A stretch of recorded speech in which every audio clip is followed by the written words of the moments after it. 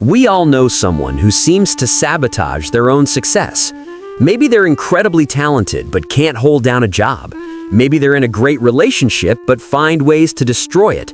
Maybe they're on the verge of a breakthrough but pull back at the last moment. Or maybe, if you're honest with yourself, that person is you. Self-destruction is one of the most paradoxical aspects of human psychology.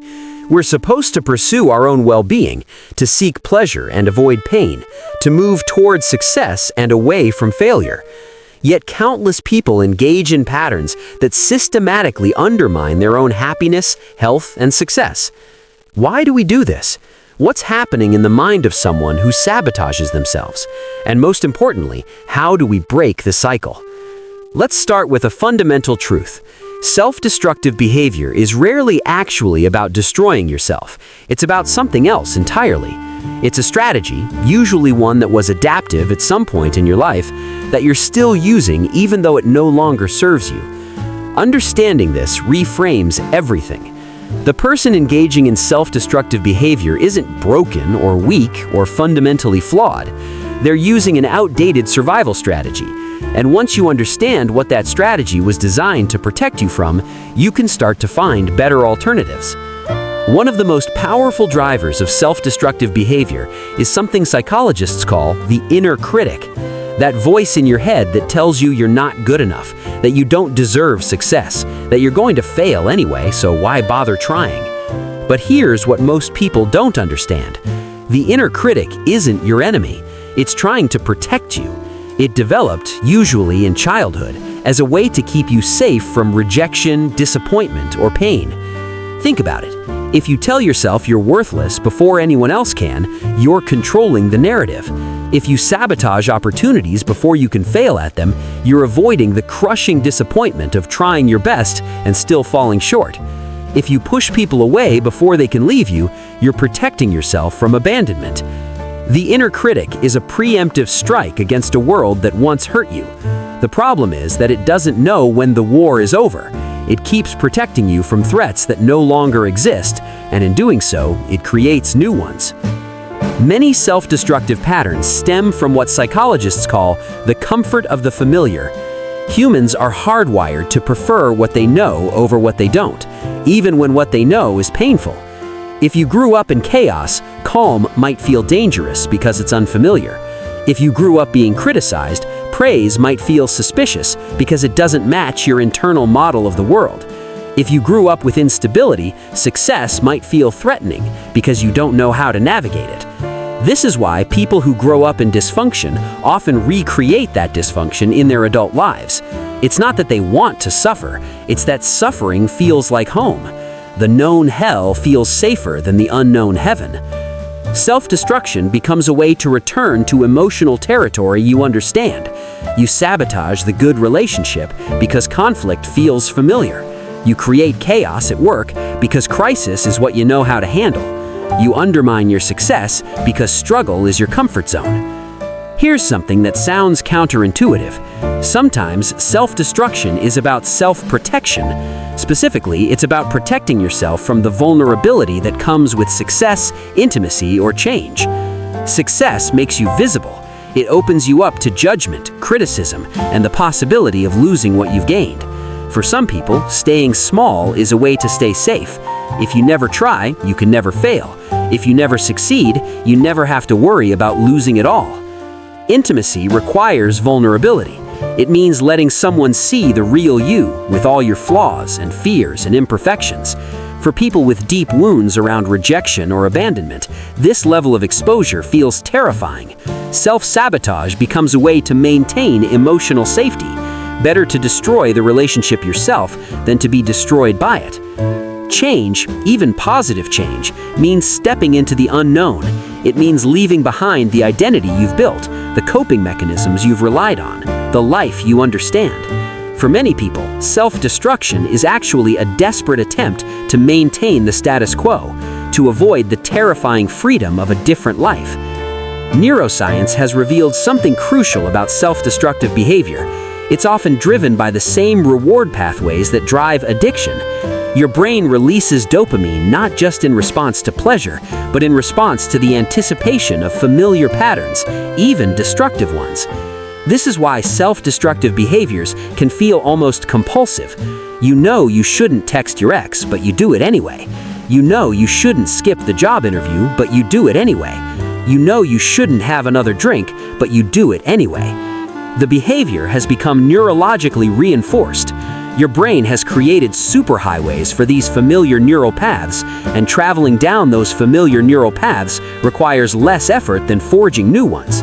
The self-destructive behavior isn't just psychological anymore, it's written into your brain chemistry. But here's the hopeful part. Neuroplasticity means your brain can change. You can build new neural pathways. You can weaken old ones. It takes time, consistency, and often support. But the brain that learned self-destruction can learn self-compassion too. Many people engage in self-destructive behavior as a form of self-punishment. They don't feel they deserve happiness, success, or love, often because of deeply internalized shame or guilt. This shame might come from childhood experiences, critical parents, traumatic events, or messages that you were fundamentally flawed. It might come from religious or cultural conditioning that taught you to see yourself as sinful or unworthy. It might come from mistakes you've made that you can't forgive yourself for. Whatever the source, the result is the same: a deep, often unconscious belief that you deserve to suffer. Self-destruction becomes a way to enact the punishment you believe you've earned. It's self-inflicted justice for crimes real or imagined. The tragedy is that this punishment never brings relief. It never absolves you. It never makes you feel clean or worthy. It just creates more evidence for the prosecution, more reasons to believe you don't deserve good things, which fuels more self-destructive behavior in an ever-tightening spiral. Sometimes self-destruction is a form of self-control in a world that feels chaotic and overwhelming. If everything else is uncertain, at least you can control your own destruction. At least you can predict this outcome.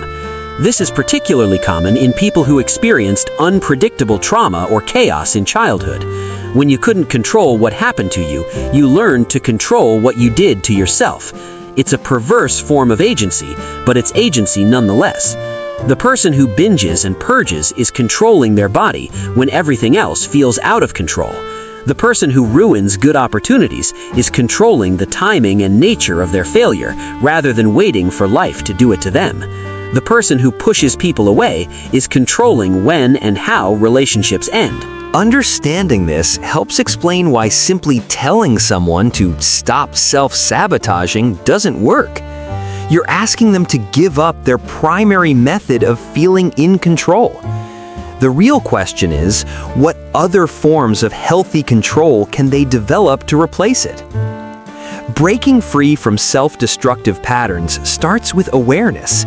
You have to recognize the pattern, understand its function, and identify the triggers that activate it. This requires brutal honesty with yourself, and often the help of a therapist or counselor who can see what you can't. The next step is self-compassion. This is crucial and often the hardest part. You have to stop seeing yourself as broken or weak and start seeing yourself as someone who developed survival strategies that no longer serve you. You're not bad, you're adapting to old threats that don't exist anymore. Then comes the work of building new neural pathways, new patterns, new strategies. This means doing things differently even when it feels uncomfortable, even when every fiber of your being wants to return to the familiar pattern. It means sitting with the anxiety instead of acting it out. It means staying in the good relationship even when your instinct is to run. It means showing up even when failure is possible. It also means addressing the underlying wounds that drive the behavior. If your self-destruction is rooted in childhood trauma, you need to process that trauma. If it's rooted in shame, you need to work on self-forgiveness. If it's rooted in fear, you need to gradually increase your tolerance for the things that scare you. This isn't easy work. It's some of the hardest work a person can do, but it's also some of the most important. Because the alternative is spending your entire life fighting yourself, sabotaging your own happiness, and never experiencing what you're truly capable of. Here's what you need to understand. Self-destructive behavior isn't a character flaw. It's not evidence that you're damaged beyond repair. It's a signal that some part of you is still trying to protect you from old dangers, using old strategies. The question isn't, why am I so broken? The question is, what is this behavior trying to protect me from, and what would happen if I found a better way to feel safe? You can rewrite your story. You can build new patterns. You can learn to be as good to yourself as you've always been to others. You can stop being your own worst enemy and start being your own best ally. But it starts with understanding. It starts with compassion. It starts with recognizing that the person sabotaging you isn't some evil version of yourself.